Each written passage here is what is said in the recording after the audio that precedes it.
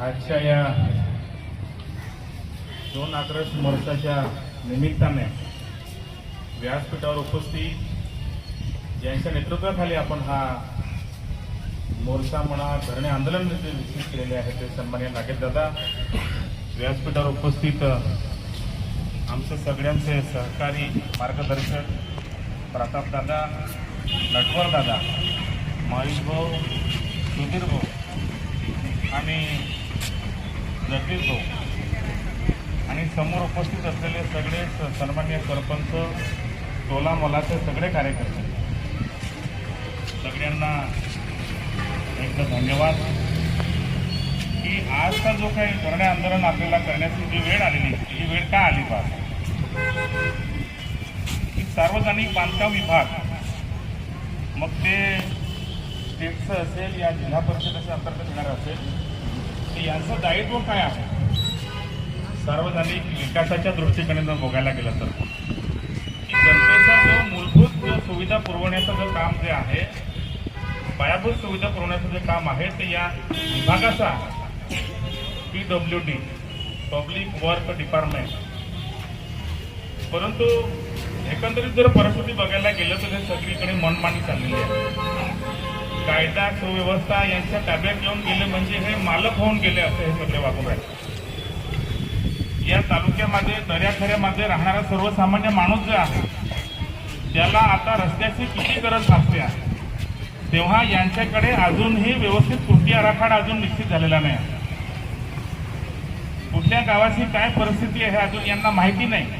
आज जरी आपण अक्कलकुवा उपविभागीय कार्यालयाच्या आवारात बसलो असलो तरी हा संपूर्ण तालुक्याचा प्रश्न आहे की ज्या अर्थी आपल्या सर्वसामान्यांना भेडसावणारा प्रश्न आहे ते मग इकडे अलिबागकडे पासून असेल, या गव्हाडीच्या सीमावर्ती बॉर्डर पासूनचा असेल, या होराफोडीच्या 3 खुण्यापासूनचा असेल, या इकडे तोरणमाळच्या बाउंड्रीपर्यंतचा असेल, या थेट उर्जा बहादल ते माणिबिलीपर्यंतचा जो प्रश्न असेल. एकूणच या तालुक्याच्या भौगोलिक परिस्थितीला जेव्हा आपण अनुसरून दैनंदिन जीवन जगत असताना रस्ते किती महत्त्वाचे आहे हे आपल्याला आजच्या या परिस्थितीमध्ये जाणवतात. एखादी गरोदर महिलेला झोडी करून आणावं लागतं, त्या गावापर्यंत रस्ते जात नाही, तेव्हा या सार्वजनिक बांधकाम विभागाचे एक दायित्व आहे की त्याने व्यवस्थित कृती आराखडे करून ते सादर केले पाहिजे शासनाकडे. परंतु यांना कोणाच्या तरी आकाशा अंडरमध्ये काम करायची सवय झालेली आहे.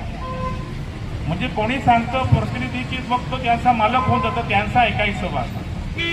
आता कार्यकारी अभियंत्यांना आम्ही अनेक वेळा या तालुक्याचं नेतृत्व करतो म्हणून आम्ही फोन करत असतो की या तालुक्याच्या कुठल्या गावामध्ये कुठल्या परिस्थितीमध्ये काय समस्या आहे, कुठले रस्ते वाहून गेलेले आहेत. तेव्हा कार्यकारी अभियंत्यांना तर वेळ नाही फोन उचलायला सुद्धा. कार्यकारी अभियंता स्वतःला असं समजतात की आम्ही अधिकारी झालं म्हणजे आमचा 7-12 होऊन गेलेला आहे. पण त्यांना भान असलं पाहिजे की आम्ही या तालुक्याच्या या जिल्ह्याच्या सेवेसाठी आलेलो आहे आणि जी काही खुर्ची मिळालेली आहे ती कायमची नाही आहे. पण यांना वाटतं पैसा भेटला म्हणजे तोच धर्म आहे बासा, माणुसकीचा धर्म विसरून गेलेले आहे. त्यामुळे यांना कोणाच्या एकाच विशिष्ट व्यक्तीच्या निष्ठेखाली वागायचं असतं. त्यामुळे कोणी आजी माझी कोणी प्रतिनिधी जर जनतेची कामं घेऊन गेले तर त्याला ठोकरायचं, त्याला ओळखायचं सुद्धा नाही. आपण म्हणतो आपण मान सन्मानाचे भोगलेले नाही आहे की कोणी अधिकाऱ्यांनी आपल्याला ऑफिसात बोलवलं पाहिजे, मेजवानी दिली पाहिजे, खुर्ची दिली पाहिजे, काही गरज नाही. आपण जनतेची कामं घेऊन जात असतो जनतेच्या हितार्थ या गाव परिसराच्या विकासासाठी.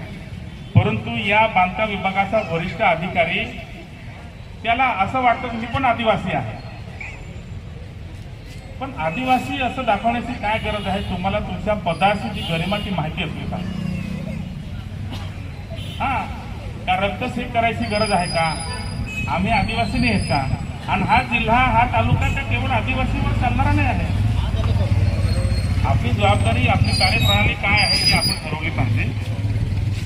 त्यामुळे या सार्वजनिक बांधकाम विभागाचा जो कारभार आहे तो एकंदरीत सर्व संशयास्पद आहे. कुठलं काम करायचं, कुठलं काम नाही करायचं, कोणाची बिलं द्यायची, कोणाची द्यायची नाही, कुठला रस्ता आला पाहिजे, कुठला नाही आला पाहिजे, यांनी ठरवायचं. असा दुजाभाव का म्हणून करता आहे?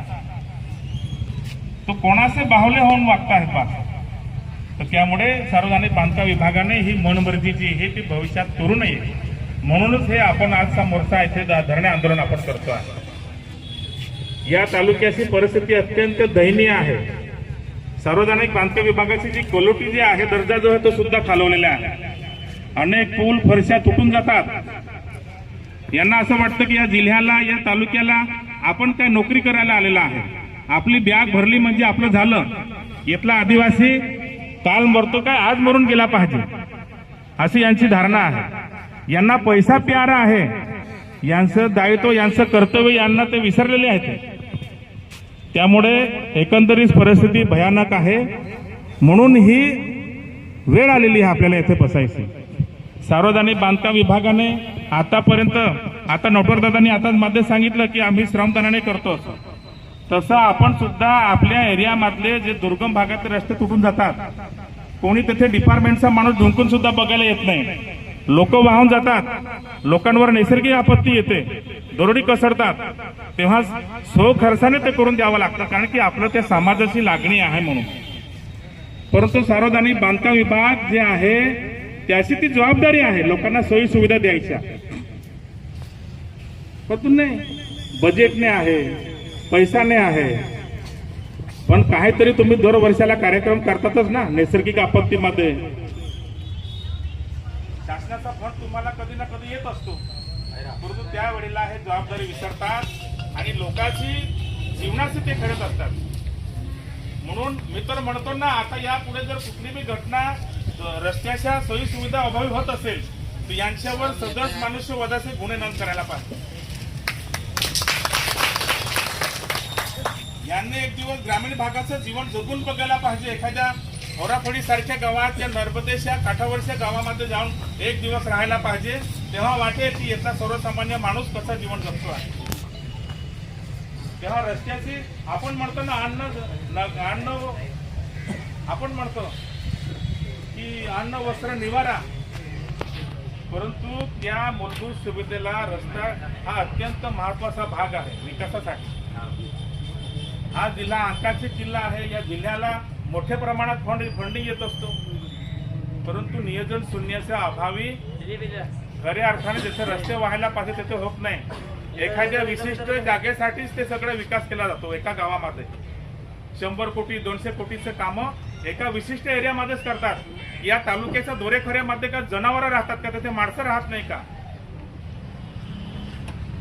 रस्ते गायब करून द्यायची, त्याची लांबी गायब करायची. यांना असं वाटतं की टेक्निकल आम्ही डिग्री घेतलेल्या म्हणजे कागदामध्ये आम्ही जे करतो कोणाला माय बापाला समजत नाही, परंतु हे भरावं लागेल. काय पोते भरून पैसे कमावून घेतले म्हणजे काही आयुष्य वाढणार असं नाही. हे जो सर्वसामान्य माणूस जीवन जगतो तर ज्या दिवशी त्याचं आयुष्य जेवढं आहे तेवढंच याचं एक्झिक्युटिव्ह लाईफ पॉलिसी तेवढंच आयुष्य आहे. असं नाही की टाटा बिर्लाचं 200 वर्ष आयुष्य झालं आणि सर्वसामान्याचं आयुष्य कमी झालं, असं आहे का? मग हे विसरून गेलेले आहे. माणूस पण जे आहे ना ते डिपार्टमेंट विसरून गेलेलं आहे. यांना फक्त पैसा कुठे भेटेल तेवढंच हे कामं करतात आणि अशाच लोकांची कामं करतात.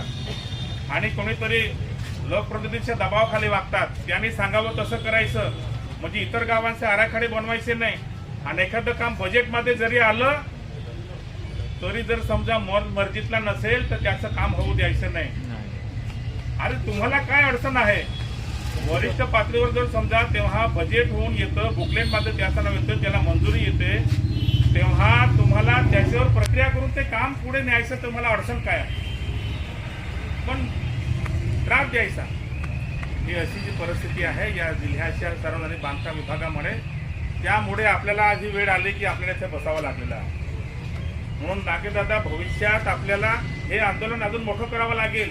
सार्वजनिक बांधकाम विभागाचा एकूणच जो कारभार आहे त्याच्या विरुद्ध जो आक्रोश आहे त्याला वाढवावा लागेल. हा जनतेच्या जो समस्या आहे ते या महाराष्ट्राच्या सरकारसमोर आपल्याला ठेवावं लागेल. असं आंदोलन आपल्याला पुढे करायचं आहे.